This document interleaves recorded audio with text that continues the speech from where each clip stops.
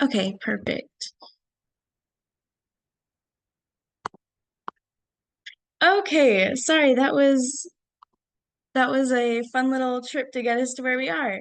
But as stated, my name is Makenna Adling, and I'm a poli-sci major in international affairs, and my project is about racism in Japan and how generational views affect labor laws for migrant workers.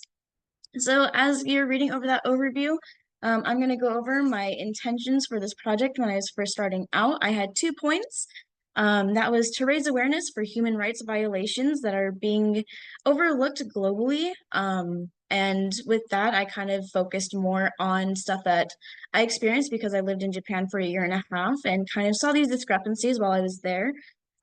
Two, my thesis was to basically figure out how embedded racial perceptions um, affect policies for migrant laborers. So just kind of seeing that overview, we do see that introduction and then the history, the current situation. NGOs stands for non-governmental organizations, just so everybody's on the same page with that. And just moving forward.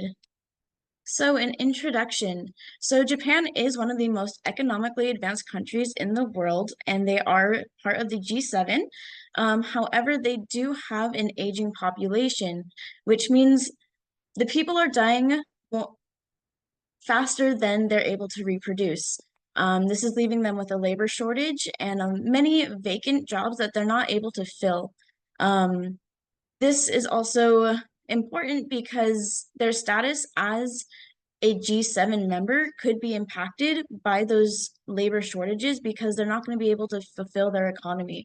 Um, this also leads for good, not good, sorry, like a larger immigration policy. And we're actually seeing that increased immigration because as of March this year, the foreign resident population reached a new record with 3.4 million people, which is up 10.9% than last year. However, it's well known that Japan has a homogenic population, and that is starting to deteriorate, which creates a more multicultural environment. But with that, there is a lot of discrimination in the workplace and just everyday lives due to racial superiority. So, where does this racial superiority come from? Um, a lot of superior sentiments have existed in Japan for centuries, but when it gets to racial superiority, this started to gain traction after the end of the Russo-Japan War. This was during the Meiji era, which was during the early 1900s. Um, as such, Japan won this war, and that was a global phenomenon because an Asian country had never defeated a European country, and they did so through using Western technology. And as such, they perceived themselves to be kind of above the surrounding countries. Eventually, policymakers, and they were an imperialist country at this point, so like the higher level imperialist policymakers would release statements, and they stated that they even believed that they were above the Western world as well, which is interesting because the Western world is what gave them the technology to prevail against the Russians during that time period.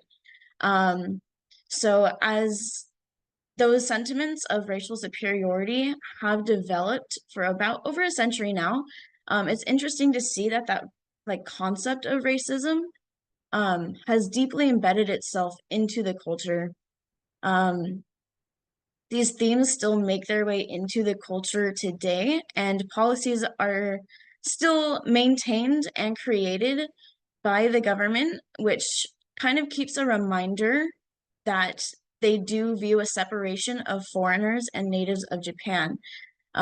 Something that I also found very interesting was while reading their constitution, which was written in 1946. So quite a bit after like the war and everything. And keep in like 1946, this was also right after World War II. Um, I noticed these two articles, Article 14 and 27. Article 14 was basically stating that um, there shall be no discrimination against anybody, regardless of their race, of their creed, of their family origin, or social status, etc. So people are people and they shouldn't be discriminated against. 27 was important in the context of this research, as it states that everybody has the right to work. The entire Constitution itself is also made to protect anybody residing in Japan, not just Japanese natives, which was interesting to me as we continue this research. So this is just a couple of graphs to kind of show the increase of foreign residents living in Japan. On the left side, we see just from 2013 to 2022, we see a full million transfer over. And as these are 2022, this is not like the most accurate numbers, but it gives that general idea. On the right side, we do see by nationality. And these are the people that are facing these discrepancies in their everyday life and facing discrimination in the workplace. So the current situation. So the first 3 bullet points are visa options that people are able to explore while they are basically exploring opportunities to work and live in Japan. The first program is called the Technical Internship Training Program, and it was created in 1993. And the initial purpose of this program was to promote international development and bring over foreign workers, students, interns, etc., so that they may come over, learn about how the Japanese economy works, and then be sent back to their home countries or developing countries to help build those economies as well, because as stated before, Japan is a rather advanced economy. However, this program was highly criticized by many in the global arena as well as domestic entities, because they saw opportunities for the people in this program to experience abuses and discrimination, such as sexual abuse, not receiving pay. And one major thing is that they would not be able to choose where they worked, and they weren't able to leave the place of work that they were in. And to many NGOs, this was a huge human right violation.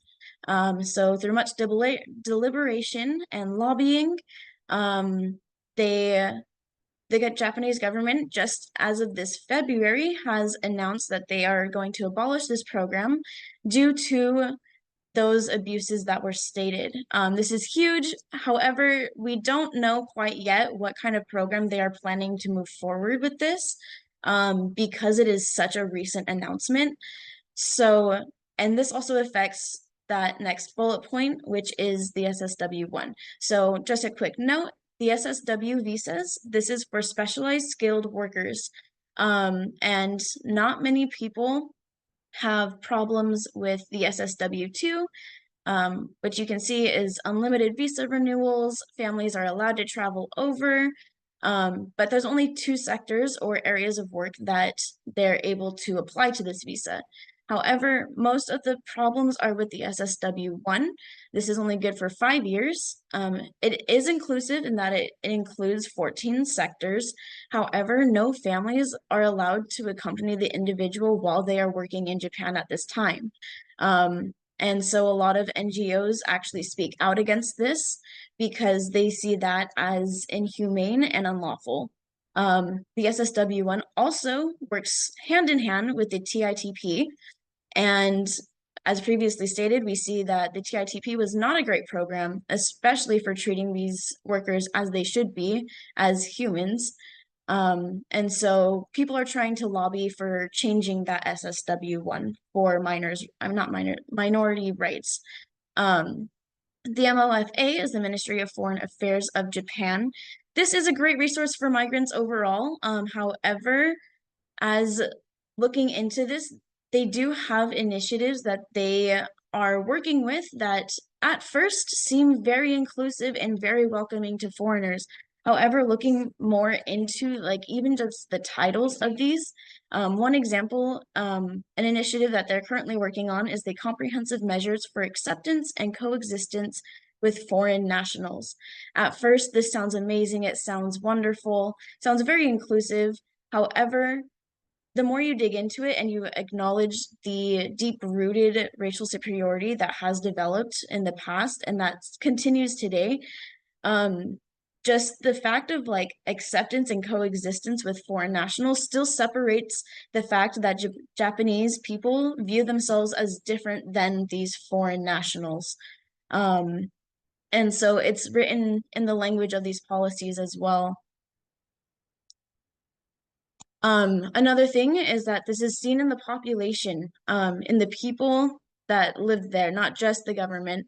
So this is taken from the same place, the World Value Survey.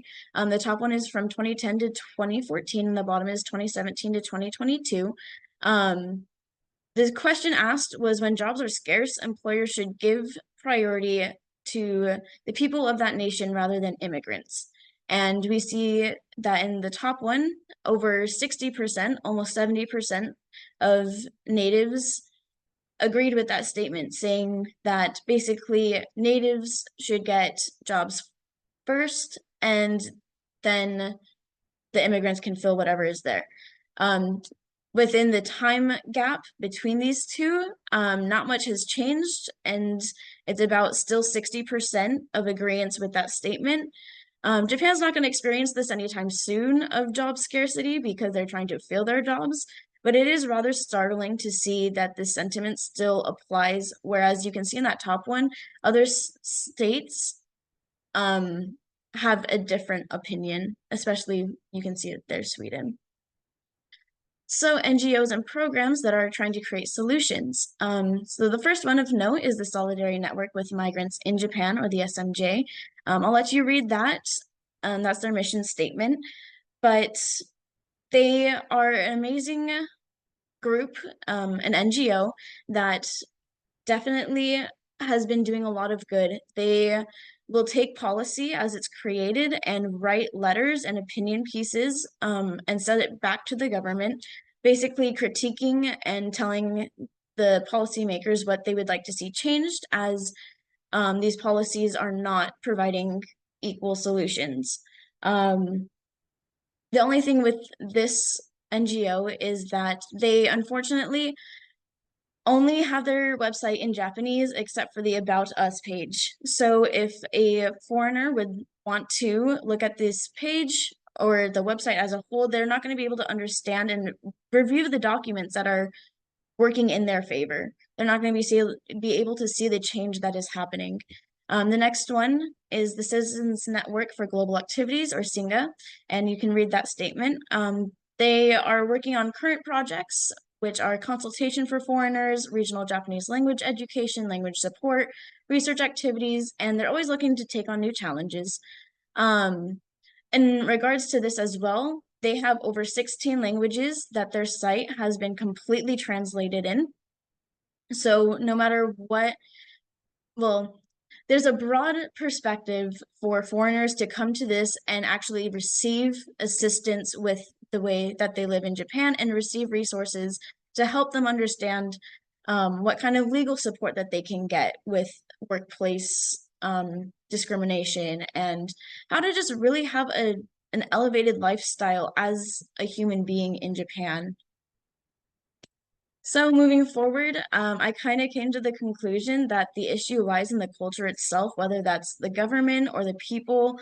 It's this undercurrent of racial superiority that just hasn't led out of the culture quite yet. And it's unfortunate because if Japan can't figure out how to resolve that sentiment, then more foreigners aren't going to be encouraged to come over, and then the overall Japanese economy will suffer. And as they are such an advanced economy, this is going to lead to the world economy to experience major losses as well. I look forward to applying this research to other countries, and I really look forward to applying this to actually specific marginalized groups such as women or specific nationalities in Japan as well. Because in order to raise awareness for human rights, we have to look at specialized groups. And I'm excited. And that's it. Thank you.